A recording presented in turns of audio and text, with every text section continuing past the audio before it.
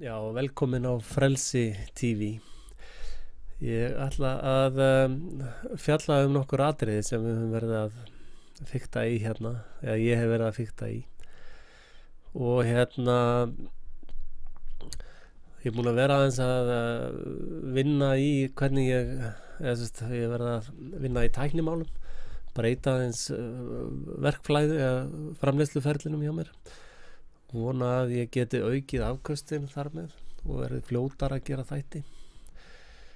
Og hérna ég er sett upp hérna Open Broadcaster software og hérna sem þýðir líka að ég get verið að opna vefsíður og ég get tekið fólk, eða ég get boðið fólki í Skype viðtöl og auglýsi hér með bara eftir spennandi fólki með góða hluti til að leggja fram að hafa samband við mig. Og við getum spjalla yfir Skype, tekið rispur í því og þannig að þetta sé nú ekki svona bara mónalókur frá mér. Og jafnframt vil ég benda fólki á að Frelsi Radio kallaði það. Að hérna það er Frelsi Radio er þessi þættir settir niður í MP3-fæla og er þá semst meira svo útvarpsstöð. Og ég fengi svolítið að beiðnum þetta því að fólk hefur viljað hlaða niður á MP3-spilarana sína þegar það kannski er að fara í íþróttir eða göngutúr eða fjallgöngur eða hvert sem er.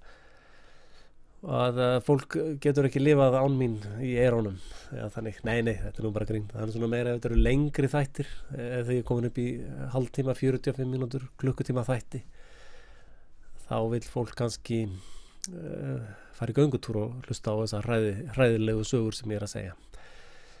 Og ég er jafnframt búin að bæta við fítus eins og ég sjáði núna, að ég get verið að fletta vefsíðum.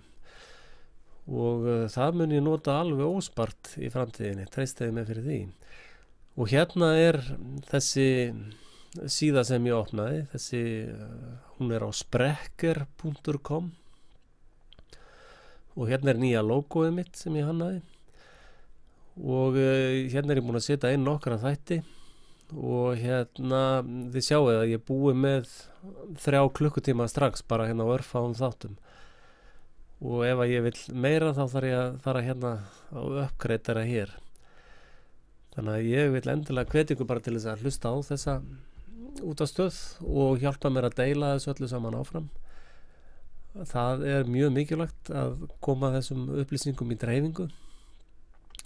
Og það er jafnvel að ég fari aðeins að breyta uppsetningun á þáttunum og þið munum sjá mig fyrst hérna að vera svolítið á tökkunum í að stýra þessu nýja þegar við bara fyrirgeðum með það þóttu ég horfi ekki alltaf beint í myndavélina og ég þarf aðeins að stýra meira hérna í beinni útsendingu en það bara með tímanum þá verður þetta second nature eins og að segja á slæmri íslensku og bara hvet ykkur til að koma aftur og hvet ykkur til að kritisera mig og hvet ykkur til þess að rósa mér, það er líka allt í lagi og hvet ykkur til að styrkja mig fjárhagslega.